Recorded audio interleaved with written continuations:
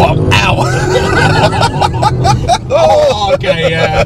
This, ladies and gentlemen, is the £115,000 Audi RS7 Performance in Nardo Grey. And this is what the radiator sounds like after you've just been driving it on some country lanes.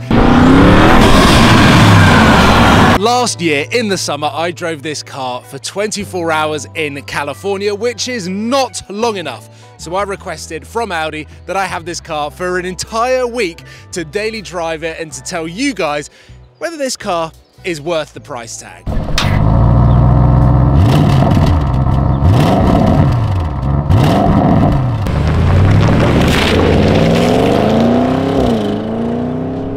Your mobile phone is still in the vehicle. So I'm very aware of that because I'm about to use it. Weirdly, that is the only time that I've heard that message so far since taking delivery of this car this morning, but it is the perfect segue to use my phone before we take this car out, because without fail, whether it's a press car or a car that I've bought, the first thing I have to do to maintain my sanity when driving is load it into the Cora app. For those that have been following the channel for a while now, you'll know that I've partnered with Cora since day one, since their release, since they were a baby startup. And they've come on leaps and bounds and evolved into a mobile app that I use every single day. It is so convenient and has so many new features, which is why they have partnered with me this summer and going into the rest of 2024. And there are some very exciting things to come. But seeing as I've got this car for a week, it is the perfect opportunity to get this car in and show you how you can benefit from Cora. So if you're a UK driver, Cora essentially simplifies the management of your vehicle from MOT, tax and insurance, all the way through to booking annual services, paying congestion charge or Heathrow drop-off. And having worked closely with the development team from day one, I've been fortunate enough to see their innovation firsthand, and I can confidently say their car insurance section is now game-changing. With a market-leading £500 excess cover protection as standard, Cora will pay the first £500 of your excess cover in an event of an accident. On top of that, Cora now compare 170 insurers to make sure you get the best price and save money. Car admin is now made simple with Cora, which is why no matter what car I'm driving, I automatically load it on and away we go. More info can be found in the link below. Right then, now the RS7 is firmly in my possession, the first thing we have to do is run an errand to the shops to return a shirt that I bought for a wedding this weekend. So I am tight to the wire in terms of deadline sorting out my outfit, but heading over to this shopping bit means that I get to talk a little bit about the size of this car, because lengthways it is absolutely massive. And you might be thinking, well, obviously it's the same length as an RS6. Wrong. RS6 is actually shorter than this car. The RS7 is longer, meaning over 5 meters in length. So when you park up in a space like this, you will see just how much the front of this car overhangs, because it is quite comical. I'm like half in, half out, and the parking sensor already going mental.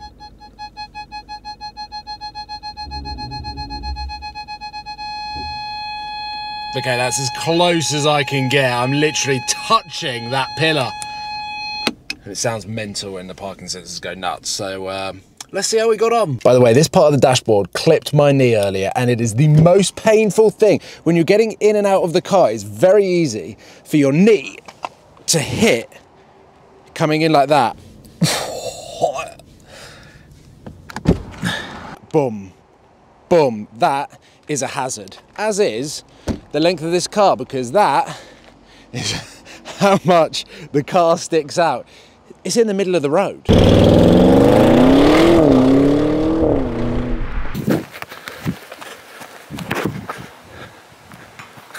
An hour and 10 minutes of football done. You can see I'm out of breath, sweaty.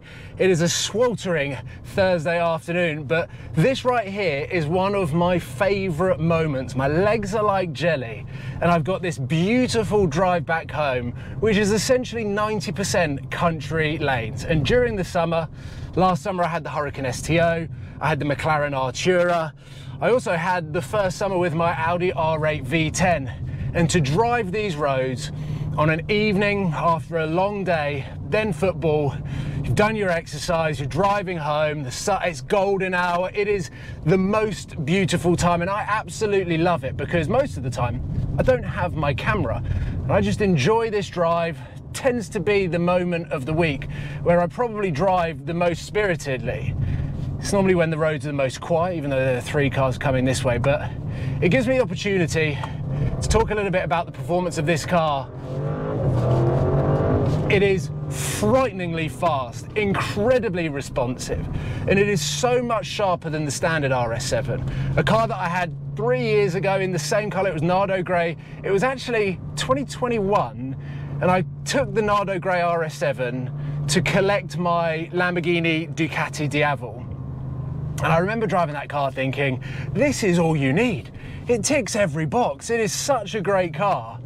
And well, the performance just takes it up a notch. It's uncompromised, it's raw. You've got so many more noises that come out of the car. However, it's rather large. And I've mentioned it before. The last time I did this drive was in my R8. Oh my God. A much smaller car, and I was hooning it around these roads. And this is a little bit larger, a little bit more intimidating on some of these tighter sections of the road, but I normally just love to let the gears rev out and warm the engine up, and it just gives me a moment to reflect on anything that I want to think about. I can just get into the moment, and this is when I really love the drive. I love the enjoyment of being by myself, and as I've said, I normally don't film this, and I'm normally just by myself, listening to the engine, just cruising around, and I absolutely love this drive home. Unless I've played badly at football, but just look at this. Oh, the sounds. Gotta be a little bit careful as we go around the corners, and then we get a little village slash town here before we get out into some more country lanes, and it's just so good to stretch the legs of the cars. And I've driven some wonderful cars during the summer, and every Thursday evening I play football. I look forward to the football, but in a weird way. I look forward to the drive home a little bit more.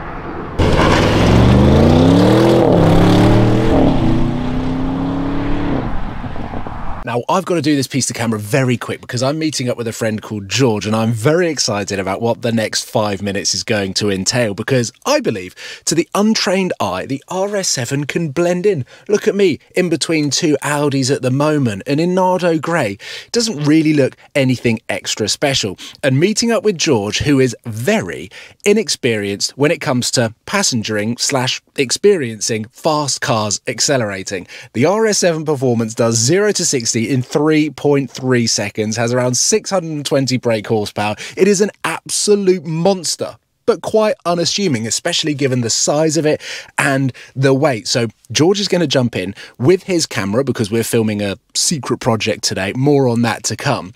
But I want to capture George's reaction of the RS7 performance acceleration, because I've driven quite a lot of fast cars. I feel a little bit numb and desensitized to the speed of some of these cars, but the RS7 is an absolute monster. Right, slight change of scenery because we met up at a different car park.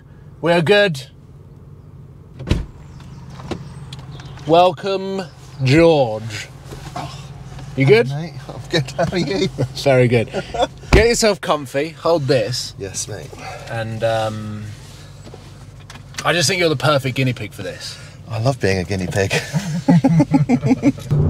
Oh, what?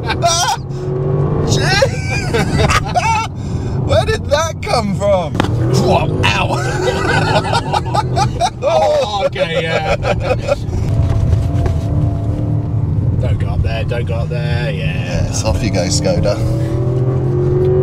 A bit too high up in the red. Whoa. Oh, the dynamic shift. Yeah, amazing. Alright, now should we do some proper filming. Let's do it.